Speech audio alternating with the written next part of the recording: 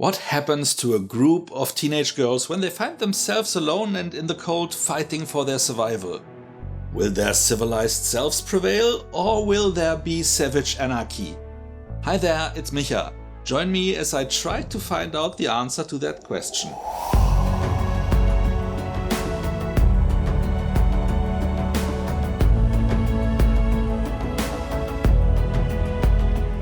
In 1996, a group of teenage girls, forming a soccer team, along with their coaches and the head coach's son, crash with their plane somewhere in Canada.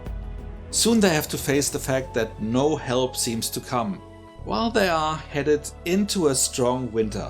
While the kids start to show their true faces, where some of the initial sympathies we felt quickly appeared to be misplaced, and vice versa, they are struggling to find food.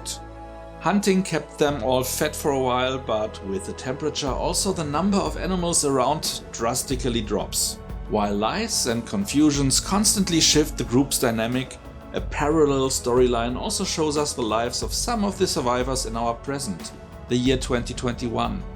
4 of the now middle-aged women need to band together to find out if the suicide of one of the surviving men was showing signs of foul play, and who is behind these mysterious text messages they all seem to receive. Inspired by The Lord of the Flies, the events happening to the Donner Party in 1846, and most prominently the 1972 plane crash of a rugby team in the Andes, as depicted in the 1993 motion picture Alive, the series asks the question how far people would go to survive, and what kind of society would form if kids are left to deal with that task on their own devices. The creators of the show decided to shine a light on a group of girls and how they would behave, as women are said to be attributed with more restraint, higher morals and more maturity. Don't eat that kind. It's poisonous. Like kill you poisonous or like trip your balls off poisonous.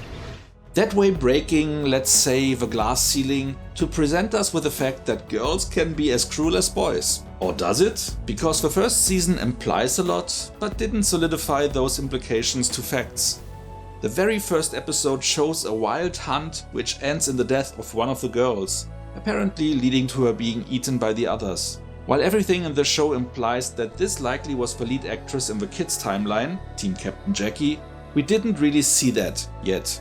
The first season seems to try to keep all options open, as we only know for sure that 4 girls and the boy will survive, as we are only shown them in the present. Even the people presumed and teased to be dead could show up again, as dialogues in the present are also never mentioning a death, but someone just not be there. Even there, they kept it ambivalent. Very few destinies are clear, while we are also not sure what happened at all around the group. Was there really cannibalism, or was that just a misdirect? The show also implies a strange force at play that may be of supernatural origin, maybe even ghosts. Some people act strange, as well as animals displaying uncommon behavior.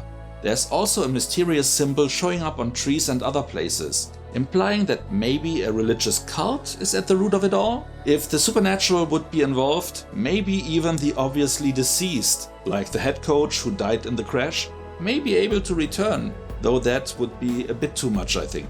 As the creator stated, the show's concept is planned for a run of 5 seasons. I guess they tried to find their footing in year 1 first and foremost. Hello, Misty, you crazy bitch. It's been a while. I take it you know why I'm here. Okay, I'm out of here.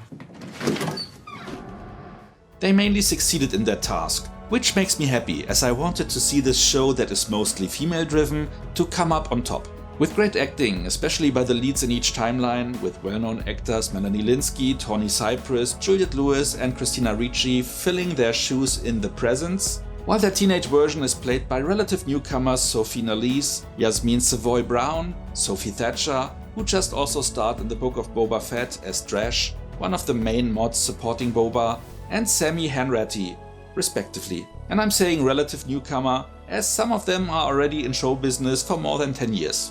Only in one timeline appearing is Jackie, played by Ella Purnell, who you may know as the daughter of Dave Bautista's character in Army of the Dead, who delivers a great performance here.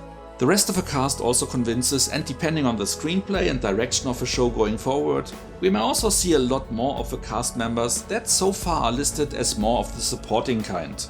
But I also have to admit that some of this running in multiple directions, this keeping many different options open, also dragged the main story flow a bit down. We still don't have a clue which way the show will go, which at least at the end of season 1 should be a bit clearer. There is one thing that I don't want to spoil at the end, but it is also just teasing a possibility. Basically, the first season is exposition for the rest of the show, but to the point that we are left completely clueless. To hide that fact, the rest of the runtime is filled with the usual drama, which is also mostly well done, but doesn't differentiate this show that much from those created by a foremost male team in the creative shares, which I thought was one of the points the show tried to make. But let's keep gender ideology out of a rating and look at what we have at hand. The show is well acted and filmed, tries its best to be inclusive when it comes to diversity of all areas, and sets up a hopefully interesting story for years to come.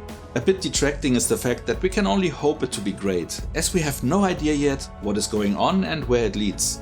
Oh, and dear showrunners, just because the show airs on Showtime doesn't mean you have to shoehorn nudity into it, especially when the characters are supposed to be 15 years old. Sure, the actors are in their 20s, but it is still creepy. In today's world, maybe not try to over-sexualize school kids? Just an idea. With all that said and done, I am rating this show with 6.5 out of 10 points. With no idea where it will go and just the vague promise of potential greatness in the future, I couldn't get to a higher score yet. Depending on where the journey will go, the next season will either score much higher or significantly lower. Did you see the show too? What's your take on it? Is it more obvious to you where it will lead? Let me know in the comments. That's it. As always, if you enjoyed this video, like it and feel free to share it with your friends. And why not subscribe to my channel so you won't miss any future video. Make sure to also hit the notification bell to get a heads up whenever a new video is posted. So much for now, see you next time and thanks for watching.